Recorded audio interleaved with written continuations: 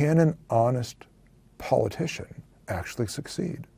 And my personal conclusion is no. Director Comey said that my answers were truthful and what I've said is consistent with what I have told the Americans. Thousands and thousands of people were cheering as that building was coming down. Deception involves two parts. The first is you're creating a false belief in somebody else, getting them to believe something that you know is not true.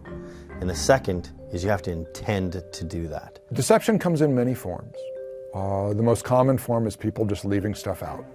I don't want to tell you certain elements of what happened last night, but I tell you everything else. All human beings lie, and you would be hard put to find any human being that doesn't lie to some extent or another. Deception and trust in politics and in life in general are very old ideas. We can look at the Greeks. There was Diogenes. He had his lantern. He was looking for a single honest man. And the story goes that he died without finding one. One of the really interesting linguistic patterns of deception is called the pronoun drop. This is where somebody says a statement that would normally have a pronoun, like the word I, disappear from their sentence. And the reason they do that is they're psychologically distancing themselves from a statement. One of the things we find is when it's about convincing a country to go to war, so big policy deception, that the president tends to use first person singular, I, less often. So they drop that pronoun when they're using the deceptive language. When Trump was asked about his contributions and conversations to the Attorney General of Florida, he says, I've just known Pam Bondi for years. I have a lot of respect for her. Never spoke to her about that at all. And it's classic because in each of the previous sentences, the word I was there. And in that last sentence, which is the target sentence about whether he actually spoke to her about the case, he doesn't use the word I.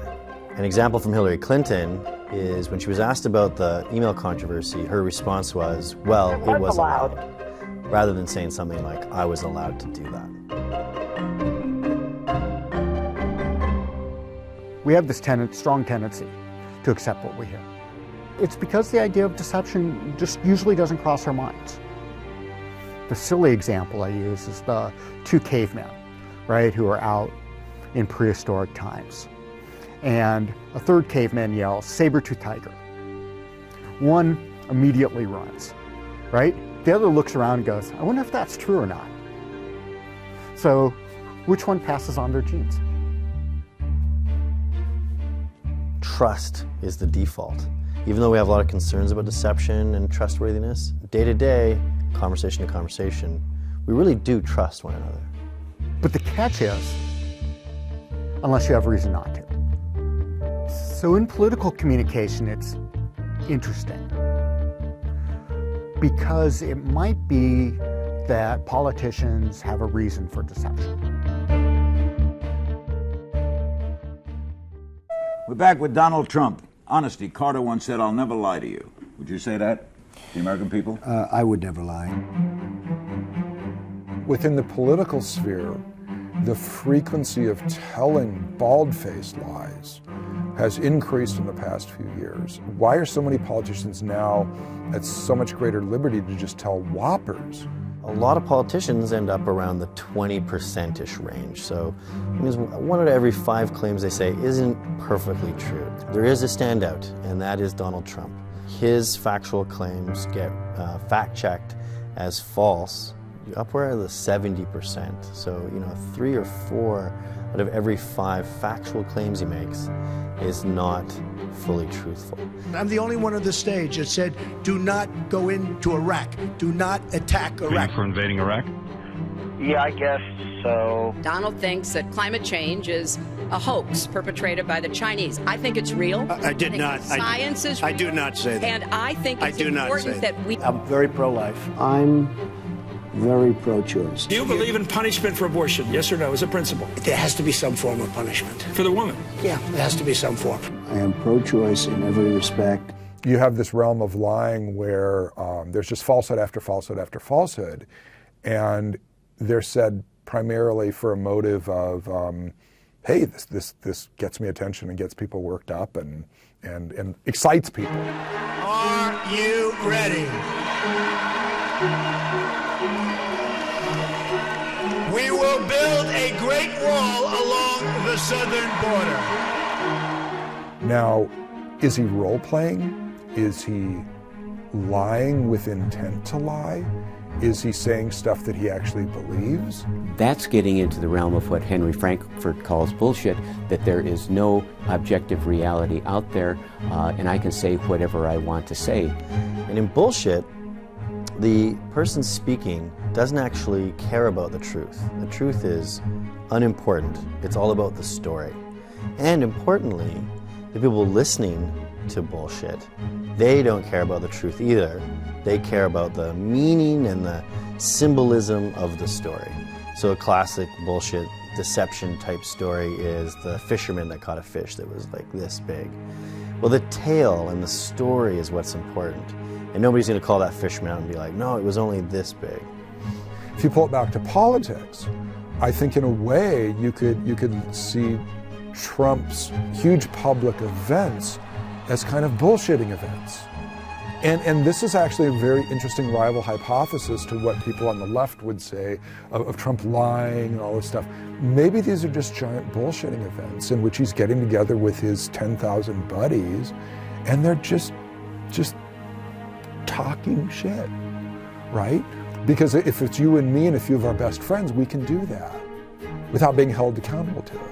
And Mexico will pay for the wall.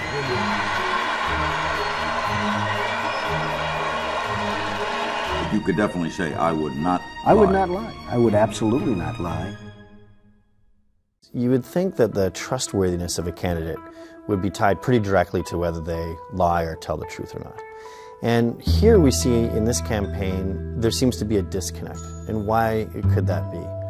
One is that it has very little to do with exactly what the candidates say, and more with how they're saying it. In terms of the words, Trump speaks in a very direct, very simple, very declarative way. I'm going to make America great again, period. Bless you and good night. I love you. And that style of speaking comes across as highly trustworthy, highly credible. And it doesn't really matter what exactly is being said. I will be the greatest jobs president that God ever created. I tell you that. That's what you need. Whereas Clinton speaks in a much more typical politician sort of way. It's more complicated, it's more nuanced. The reason that happens is when somebody asks, or when you are asked to make information public. I asked all my emails to be made public. Whether or not people are believed or not tends to be these package of behaviors that create what I call demeanor. And it's a whole constellation of things like being friendly and having eye contact and being confident and composed and not nervous. And if you have this package, everybody tends to believe you. Good salespeople are like this. Politicians are like this. But also psychopaths are like this too, because they can seem to be very trustworthy. They can get you to trust them. There's a lot of work on how just the facial shape can predict how trustworthy you think the person's going to be, or even whether someone's going to be elected or not. So faces that have upward pointing eyebrows and natural upward pointing lips, like a smile, it's kind of like a baby face, very trusted, high trustworthy. Ones where the eyebrows are sort of pointing down and the lips are in a natural sort of frown, very untrustworthy. Trump has a very strong sort of facial presence.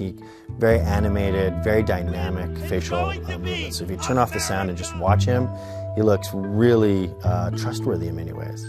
Hillary Clinton, on the other hand, much less dynamic in her facial characteristics. What makes honest demeanor work is it ties into these folk beliefs about deceptions. That honest people will look you in the eye, that liars are nervous, and liars are fidgety. And perhaps one of the most surprising things is there is no Pinocchio's nose. There is no one reliable cue that says, aha, that person's lying. The nonverbal cues, face, the hands, the eyes, they can distract us from analyzing the truth, and that the words that people use are often the best way to telling whether somebody's telling the truth or not. I watched when the World Trade Center came tumbling down. And I watched in Jersey City, New Jersey, where thousands and thousands of people were cheering as that building was coming down. If we know anything about the human brain, it operates with this overarching efficiency imperative. Do what's simple, do what's easy. If I learn over time that I can get what I want efficiently through lying, that behavior will become recurrent. That is, I'll just keep doing it again and again. Why would I change it up? I can get what I want by saying this kind of lie. Hillary Clinton and her campaign of 2008 started the birther controversy. I get what I want, even though it's false, and that behavior is reinforced positively. So in a sense, everybody will lie if they're in a situation in which calls for it. And what kind of situations call for it? Most commonly for everyday people like us, it's when we're walking around with problematic information in our head. It's just not true, and so please go you didn't delete them? Allow her to respond, please. Personal emails, not official. 33,000? Politicians don't tend to lie much more than everyday people. Everyday people, we lie somewhere between 0 to 1, maybe 2 times a day. They are often small little white lies. When you talk about lying, there's this idea that when people lie, they have to make stuff up. Well, the human brain doesn't make stuff up. So if I'm going to build a lie, from what am I going to build it? I'm not going to make something up. I'm going to draw straight from memory. I remember landing under sniper fire. There was supposed to be some kind of a greeting ceremony at the airport, but instead we just ran with our heads down to get into the vehicles. But the way that human mind operates in moving through the situations of our everyday lives is we have these start points, which is where I'm at now, and we have these end points, which is where I want to go, and I reason through that problem space. How do I get from here to there? The cool thing about the way the human brain works is it works in parallel. So the same time I'm doing that, speech production is already up and running, the speech production center of the brain, just waiting for me to start throwing information from memory to it. Start speaking, start speaking. The train is rolling down the track, and you're building the track in front of the train. We don't start with messages in our head and then spit them out. We build the message as we speak, from memory that's being activated. So if I judge that I can't get what I want through truth-telling, then I'll deceive. All human beings lie. All politicians lie to a certain extent.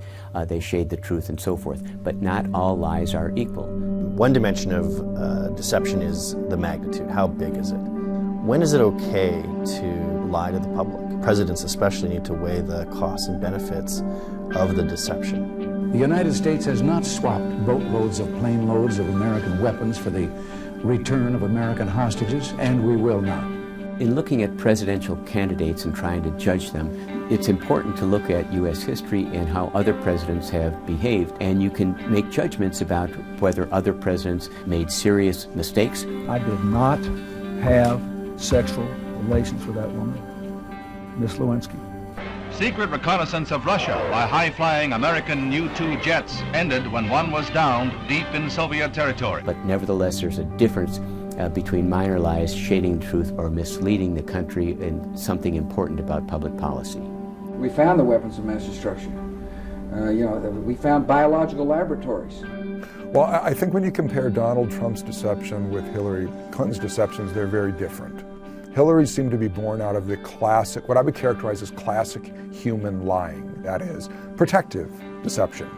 There's problematic information sitting in her head about emails or whatever, so she feels the best way to deal with it is to leave stuff out.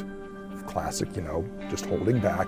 And then when pressed, kind of says some false things and kind of is ambiguous and stuff. I have provided the department with all of the work-related emails that I had, and that's really what is at the core of any kind of effort to make sure that material is collected. It's all the classic things that you and I and other people do in terms of why we deceive. Clinton realizes that there's a reality, and she tries to deny it sometimes. But when pressed, she finally admits, I did it, I made a mistake. Whereas Donald Trump might not feel that he has to be careful about what he's saying. Russia, if you're listening, I hope you're able to find the 30,000 emails that are missing. and he can say things about ISIS or about Putin, and it doesn't make any difference, when in fact, if you're the President of the United States, it does make a big difference. You can pretend things all you want, but reality has a way to catch up, and the truth has a way to make itself known. Gravity works whether you believe in it or not. The framers of the U.S. Constitution felt that the Constitution's structure itself, separation of powers, would save us from a lot of problems. But these parchment barriers cannot guarantee anything. You still have to have good citizens who will elect virtuous politicians to lead the country. And virtuous does not mean perfect. Ask not what your country can do for you. Ask what you can do for your country.